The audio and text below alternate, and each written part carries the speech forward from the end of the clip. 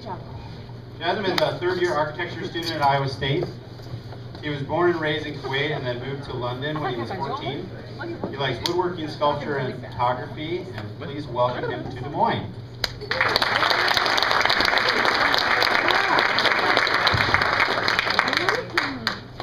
Hi everyone. Today I'd like just to talk about my observations of my home country, Kuwait. Kuwait is a country in the Middle East, right east of Saudi Arabia and adjacent to the Arabian Gulf Sea. And recently I noticed that, the lifestyle of Kuwait has changed now than it was before. And a lot of people notice that, a lot of the same things apply to your home countries. And so I noticed that there was a change, and I kept asking myself if this change was like, was it better, was it worse, or was it just simply a neutral change? I mean, the human race has been surviving or living for a really long time, but things have only recently been changing. What people wear, what people do in their spare time, and just generally how people think. Like Matt said, I'm an architecture student. I think about architecture a lot, and architecture itself in Kuwait is changing, and it's basically because of economic growth and stuff like that. But I mean, it's also mimicking architecture in different countries. Like as you can see on the left is old architecture, and on the right is something that's being built right now. And it's mimicking architecture in different countries, what we consider more developed countries. And I'm asking myself, why are we doing this? What is it saying? And here you can see how the climate is responding to this architecture. These are the two extremes of what the building would look like. And on the right is the building after dust storm. And I feel like the climate is telling us, material, sand and glass and aluminum don't mix together, that it's this lifestyle or this architecture doesn't belong here. And where does it belong really? And this lifestyle maybe, or this architecture is the core, the essence of this is technology. And technology makes life easier, it's more beneficial, it's convenient. But most people like to use it, but there are people that don't use it, like Amish people and a couple of African tribes. I feel like technology makes life easier, but not necessarily better. I say this because I kind of have a belief or a philosophy that the more you work for something, or the harder you work for something, the more you'll appreciate it.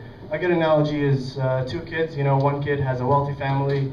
They usually give him everything that he wants, and you see these shoes, and he asks his parents for these shoes, and they give it to him straight away. He doesn't even have to try it. Whereas another kid, not so wealthy parents, he asks for the shoes, keeps asking, and they're like, no, and then he keeps asking, and then one day they're like, okay, we'll give you the shoes if you get good grades.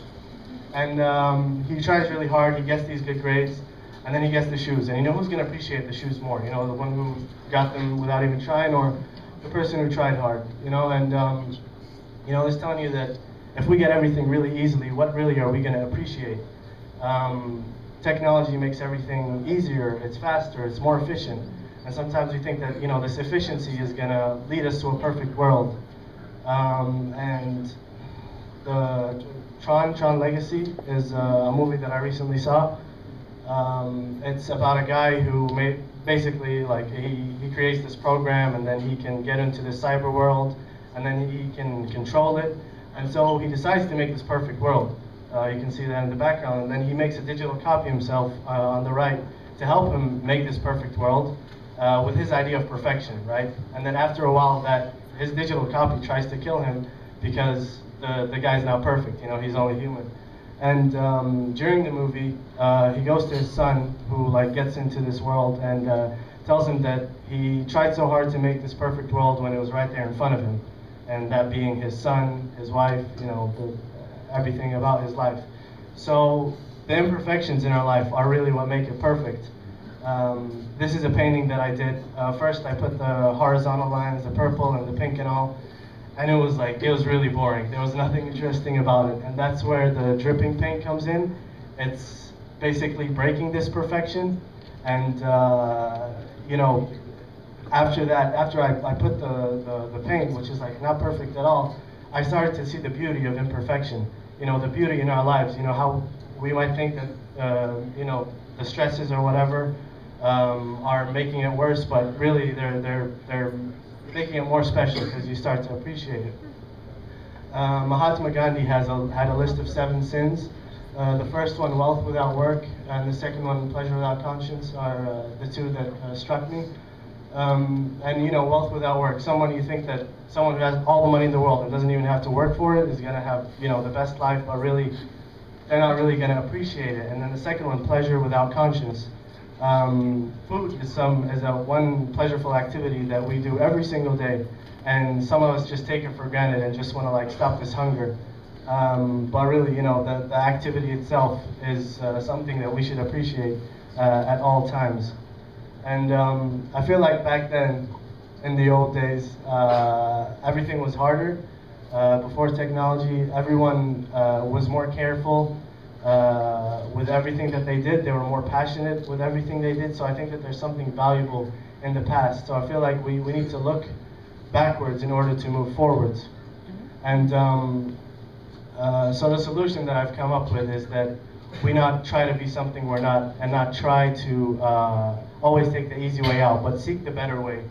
Look to the past, look and learn from place and culture, and actually embrace culture, because culture is so rich with wisdom and knowledge and the path to righteousness. And I'd like to end by saying that every culture is fascinating, and that every culture has something valuable about it, or several things that are valuable about it, which is why we should celebrate all of them. And no culture is better than the other, they're just purely different. Thank you very much.